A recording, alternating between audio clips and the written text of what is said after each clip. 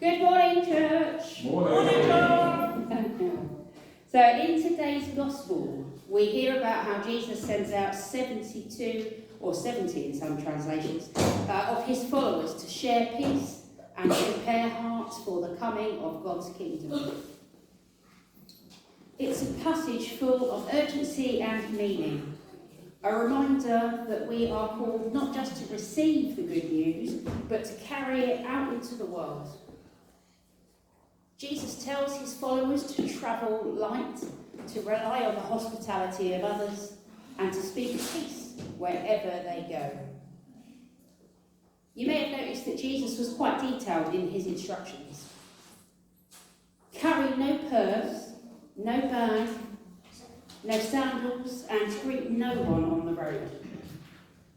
Whenever you enter a town and its people welcome you, eat what is set before you. Can you imagine being told that just before you're about to make a journey somewhere?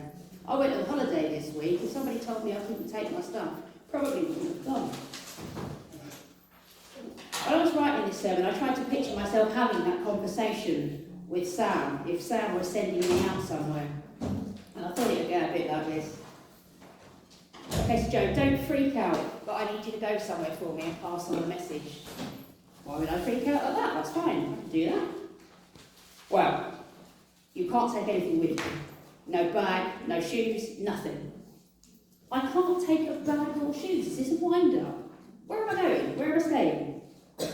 Well, that's the other thing. You can't take any money, so you have to wait for someone to offer to put you up and feed you. But what if no one offers? Then you move on to the next town.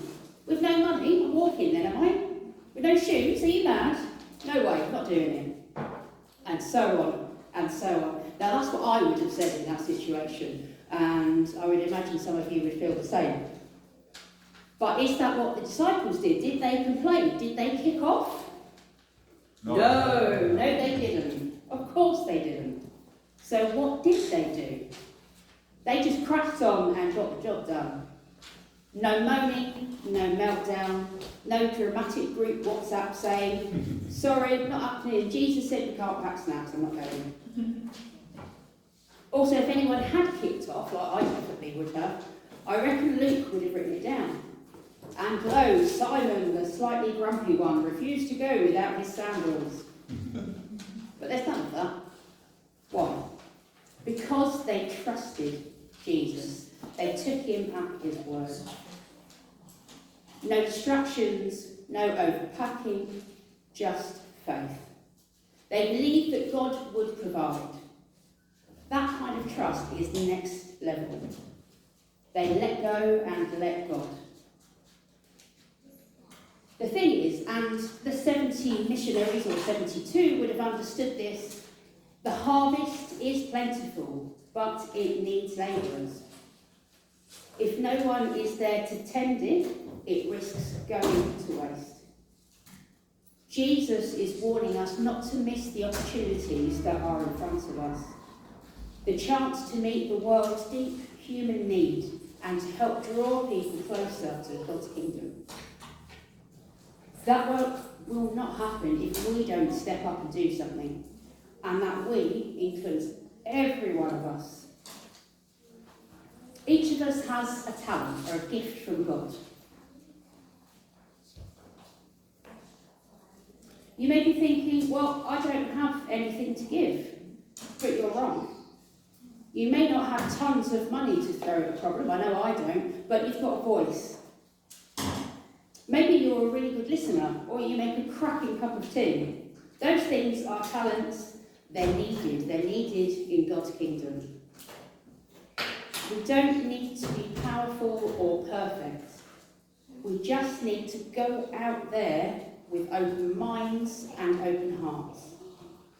Our extraordinary God sends us ordinary people to tend to the harvest. Which brings me to my next point. Ordinary people. Now, I would say that Revd Sam and his family are anything but ordinary. But God is indeed sending them out, just as Jesus sent the 72. to share the good news and continue building God's kingdom in their next parish, after all the amazing work they've done here for us and for our community. Lees family, you are loved more than you know. I like to think I'm quite good with words, but your friendship means more to me than I have the vocabulary for. You've been there for me through so many ups and downs, given me advice that I will remember forever. You've inspired me and supported me. We've helped each other move house, we've done escape rooms together, spent hours discussing everything and nothing, and drunk countless cups of coffee. Because of your friendship, I am forever changed. I will miss you all so much, but I know that it's the right thing, the perfect thing for all 7 of you. You have so many amazing things ahead of you because you are being called and sent out by God himself, like the original 70. There may be 10 times fewer of you, but I know that you will make 10 times the impact because that is just what we do. With your immeasurable, invaluable friendship, kindness, generosity and love, you have made your mark on me.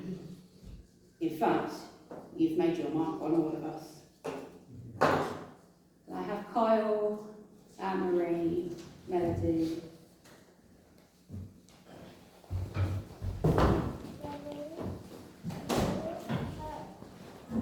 Now the idea for what's happening next, I can't take full credit for. It was actually born out of a conversation with my amazing therapist. I'm not in therapy because you're leaving. Nevertheless, you've definitely inspired this idea. So because you've made your mark on us, we thought it only fair we wear that mark today, quite literally.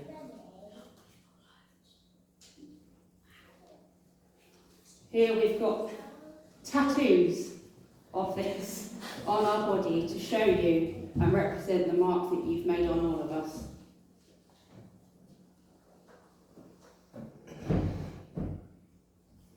Thank you guys.